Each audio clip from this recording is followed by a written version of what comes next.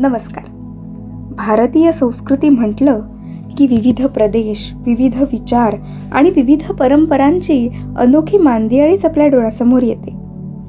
प्रत्येक संस्कृतीचा समाजातील लिंगभाव भूमिकांवरती, अर्थात त्यातील स्त्री पुरुषांच्या अपेक्षित भूमिकांवरती, त्यांच्या प्रतिमांवरती फार मोठ्या प्रमाणात प्रभाव पडत असतो.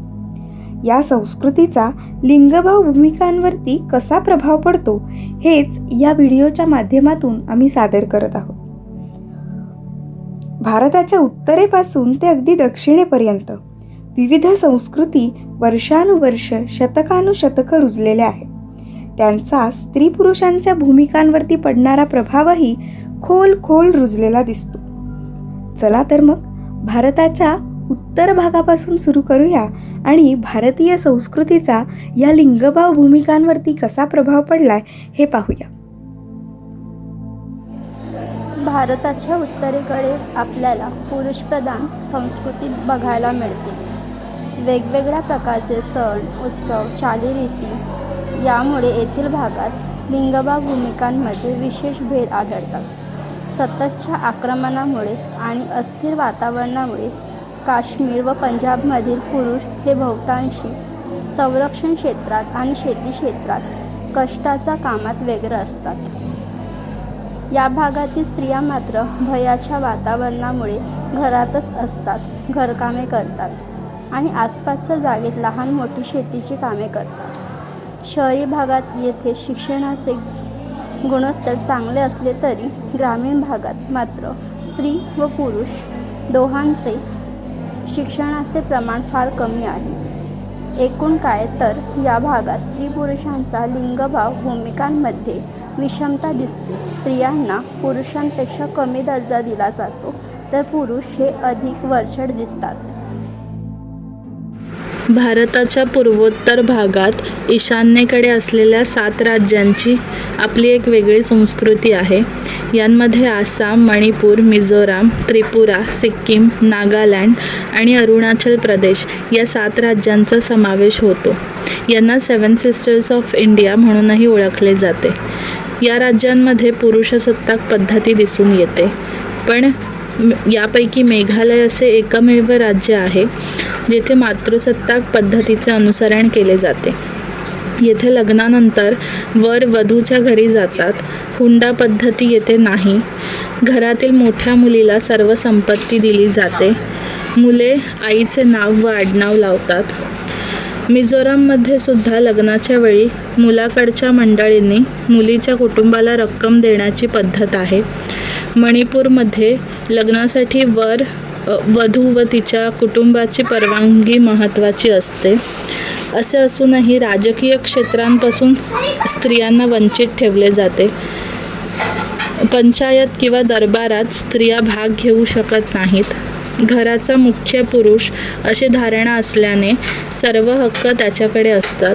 स्त्रिया घर व शेतात दोन्ही ठिकाणी कामे करतात. मणिपूरमध्ये घरातील काही भाग हा रिकामी ठेवण्याची संस्कृती आहे. हुंडा पद्धती नसली तरी विवाहित स्त्रीकडून जे येईल ते त्या जागेत भरावे अशी पद्धत आहे. पहिली पत्नी असताना पुरुषाला दुसरे किंवा तिसरे लग्न करण्याची मुभा आहे. विधवा स्त्रीला मुलगा नसेल तर तिचा संपत्तीवर काही हक्क राहत नाही. एकूणच येथे स्त्रियांच्या हक्कांचे उल्लंघन होताना दिसते. कौटुंबिक हिंसाचार सहन करावा लागतो. निर्णय घेण्याचे स्वातंत्र्य त्यांना नसते. गर्भधारणा, लग्न, लैंगिकता याविषयीचे हक्क पुरुष घेतात. मुलांचे राष्ट्रीयत्व, धर्म, नागरिकत्व यावरही पुरुषांचेच वर्चस्व दिसून येते. उत्तर प्रदेश हे भारताच्या उत्तरेकडील एक प्रमुख राज्य आहे. अधिक लोकसंख्या असणाऱ्या या राज्यात विविध संस्कृतींचा विकास झालेला पाहायला मिळतो. येथील लोक त्यांच्या परंपरा व संस्कृतींशी मोठ्या प्रमाणात एकनिष्ठ राहत असल्याचे दिसून येते. येथील पुरुषांचा पोशाख हा धोती कुर्ता तर स्त्रियांना साडी नेसण्याचे बंधन असते. तसेच येथील ग्रामीण भागातील स्त्रिया घरातील वडीलधाऱ्या पुरुष मंडळींसमोर डोक्यावर पदर घेतल्याशिवाय येण्याचे टाळतात. तसेच लग्न झालेल्या महिलांना मंगळसूत्र, कुंकू यांचेही बंधन मोठ्या प्रमाणात दिसून येते. येथील लग्न संस्कृतीबद्दल विचार करायचा झाल्यास कायद्याने जरी लग्नाचे वय हे 18 वर्षे निश्चित केले असले तरी येथे लहान वयात मुलींचे लग्न लावून दिले जाते व यात त्या मुलींचे मत विचारात घेतल्याचे दिसून येत नाही. अशाच अनेक प्रकारांतून संस्कृतीच्या माध्यमातून स्त्री आणि पुरुष यांच्यात भेदभाव केलेला दिसून येतो. यानुसार त्यांच्यात लिंग व भूमिका या खूप काटेकोरपणे पाळल्या जातात. सुनच समृद्ध असा सांस्कृतिक, ऐतिहासिक आणि कलात्मक वारसा लाभलेला आहे. राजस्थानचा सांस्कृतिक इतिहास जगभर प्रसिद्ध आहे. तसेच हे पारंपरिक कलेचे वैविध्यरित्या नटलेले असे राज्य आहे. राजस्थानमध्ये विविध संस्कृतीतील लोक राहतात, म्हणून राजस्थानी पोशाख हा एक महत्त्वाचा विषय आहे. राजस्थानी कपड्यांचे मूल्यही या संस्कृतीत लक्षणीय आहे. पुरुषांचे पेहराव हा राजपूत म्हणजेच राजेशाही थाट दर्शवतो. प्रामुख्याने त्यांच्या डोक्यावर असलेली पगडी हे उच्च व श्रीमंत घराण्यात असलेले दर्शवते. तर स्त्रियांचा पेहराव मात्र संपूर्ण अंग झाकलेला असा असावा, म्हणजे अगदी डोक्यापासून ते पायाच्या नखापर्यंत. दागिने, पोशाख ही महत्त्वाची गोष्ट आहेच. म्हणजेच एकीकडे पुरुषाचा राजेशाही थाट आणि दुसरीकडे स्त्रियांचा घुंगटमध्ये असलेला पेहराव. दागिन्यांच्या बाबतीतही तसेच. विवाहित स्त्री आपल्याला अनेक दागदागिन्यांनी नटलेली दिसते. त्यामागचा उद्देश हाच की ती सौभाग्यवती असल्याची हे चिन्ह. दागिन्यांबाबत महत्त्वाचा मुद्दा कटाक्षाने सांगता येतो तो म्हणजे राजस्थानी पेहराव व दागिन्यांतील महत्त्वाचा दागिना हा बांगड्या आणि नथ. ज्या स्त्रीची नथ जेवढी मोठी असेल तेवढी ती उच्च घराण्यातली किंवा म्हणजेच तिच्या पतीची श्रीमंती दाखवण्यासाठी स्त्रियांना ती नथ घालावी लागते. मग ते तिला झेपले नाही तरी सुद्धा परिधान करावे लागते. बांगड्यांच्या बाबतीतही तसेच. हस्तिदंतापासून घातलेल्या बांगड्या ह्या मनगटाच्या मागील बाजूने ते दंडापर्यंत असतात आणि ते अतिशय महत्त्वाचा असा दागिना मानला जातो. दररोज दंडापासून मनगटांपर्यंत ह्या बांगड्या घालणं म्हणजेच स्त्रियांनी आपल्या सौभाग्य रक्षणासाठी असलेली ही खूण होय. संस्कृतीचे संवर्धन आणि आनंद साजरा करताना महत्त्वाचा भाग राहतो तो म्हणजे सण समारंभ व व्रतवैकल्य. राजस्थानमध्ये करवा चौथ हे आपल्या पतीच्या दीर्घायुष्यासाठी स्त्रियांकरवी केले जाते. जन्मोजन्मी हाच पती मिळावा म्हणून फक्त स्त्रियांकडूनच व्रतवैकल्य केलेली दिसतात. राजस्थान राज्यात मध्यंतरी आलेल्या बातम्यानुसार लोकसंख्येच्या प्रमाणात मुलींचे प्रमाण फार कमी असून स्त्रीभ्रूण हत्या हा गांभीर्याचा विषय ठरलेला आहे. राजस्थानमधील मुलांना लग्न करण्यासाठी मुलीच न मिळणारे अपहरणासारख्या अनेक गोष्टी सर्रास तेथे घडत आहेत. संस्कृतीने नटलेले असे हे राजस्थान राज्य मात्र मुलींच्या बाबतीत क्रूर वागते याची खंत वाटते. बंगाल हे भारताच्या पूर्व दिशेला असलेले राज्य आहे. कलकत्ता ही बंगाल राज्याची राजधानी आहे. निसर्ग सानिध्यात असलेल्या या राज्यात विविध संस्कृतीचे लोक गुण्यागोविंदाने नांदतात. बंगाल राज्यात हिंदू, मुस्लिम या धर्मांचा प्रभाव अधिक पाहावयास मिळतो. या प्रदेशात पितृप्रधान सत्ता आहे व त्याचा परिणाम लिंगभावातील स्त्रीत्व, पुरुषत्व या संकल्पनेवर झालेला दिसून येतो. बंगाल प्रदेश म्हटले की आपल्या डोळ्यासमोर येते ती म्हणजे दुर्गा पूजा. असुरांचा नाश करून विजय प्रस्थापित करणारी जगज्जननी दुर्गेची पूजा येथील लोक मनोभावे करतात. येथील संस्कृतीत स्त्रीला देवीचे स्वरूप मानले आहे. त्यामुळे या संस्कृतीत स्त्रियांना अत्यंत सन्मान आहे. मात्र त्यांना सामाजिक स्थान नाही. तिच्याशी आदराने वागले जात नाही. केवळ सण समारंभातच तिला मान दिला जातो. त्याचा परिणाम तेथील लिंगभाव ओळखीवर होतो. एकीकडे देवीची पूजा केली जाते तर दुसरीकडे वेश्या व्यवसाय करणाऱ्या स्त्रियांचा दुय्यम स्थान असा आभास निर्माण केला जातो. दुर्गा मातेची मूर्ती बनवण्यासाठी वेश्यांच्या परिसरातील मातीचा वापर केला जातो. त्यावेळी त्यांना योग्य तो मान दिला जातो. मात्र एरवी त्यांच्याकडे हीन दृष्टीने पाहिले जाते. त्यांना समाजाच्या आदर्श चौकटीवर नकारात्मक प्रभाव पाडणारा एक घटक म्हणून समजले जाते, कारण त्यांचा व्यवसाय हा समाजबाह्य, संस्कृतीबाह्य मानला गेला आहे. याचा परिणाम स्त्री पुरुष यांच्या विचारसरणीवर तसेच समाजावर होतो. सुंदर जामदानी साडी, लांब केस, सुंदर डोळे हे येथील महिलांच्या सौंदर्याचे वैशिष्ट्य आहे. त्यामुळे शृंगार आणि पुरुषांची मनं जपणं हे केवळ स्त्रीनेच करावा अशी समज या समाजाची आहे व याचा परिणाम स्त्री पुरुष लिंगभाव असमानतेवर झालेला पाहावयास मिळतो. स्त्रीकडे केवळ शारीरिक उपभोगाची वस्तू म्हणून पाहिले जाते. लग्न समारंभात पुरुषांची मक्तेदारी दिसून येते. स्त्रीधन, हुंडा यांसारख्या प्रथा आजही या संस्कृतीत प्रचलित आहेत. लिंगभाव ओळखीत प्रामुख्याने स्त्री आणि पुरुष यांचा समावेश असतो. समाजाने ठरवून दिलेल्या नियमांचे पालन करून आचरण केले जाते. पतीच्या दीर्घायुष्यासाठी महाशिवरात्री यांसारख्या सणात महिलांना उपवास, व्रत यांसारख्या धार्मिक आचरण कृती कराव्या लागतात. मात्र पत्नीच्या सुखासाठी, दीर्घायुष्यासाठी कोणत्याही प्रकारचे व्रत पुरुष करीत नाही. याचा लिंगभाव ओळखीवर परिणाम असा होतो की त्या प्रदेशातील संस्कृती, राहणीमान, खानपानाच्या पद्धती, धर्म, आचार, विचार यांचा प्रभाव येणाऱ्या नवीन पिढीवर, मुलांच्या लहानपणापासूनच त्यांच्या विकासावर खोल परिणाम करतं. त्यातूनच लिंगभाव असमानता उदयास येते. म्हणून स्त्रियांना केवळ घराची देखभाल व पुरुषाने समाजात जाऊन व्यवहार करावा अशी प्रतिमा भासवली जाते. व्यक्ती ज्या प्रदेशामध्ये राहते त्या प्रदेशाची विशिष्ट अशी संस्कृती असते. त्या संस्कृतीला अनुसरून विशिष्ट राहणीमान, पोशाख, अन्न, भाषा, विचार, तत्त्वज्ञान या सर्व घटकांचा प्रभाव व्यक्तीच्या लिंगभाव विकासावर आणि ओळखीवर पडत असतो. महाराष्ट्र राज्याचा विचार केला असता, महाराष्ट्रातील स्त्रियांचा विचार केला असता, महाराष्ट्र म्हटले की लोक व संस्कृती ही लोकप्रिय असल्याचे समजते.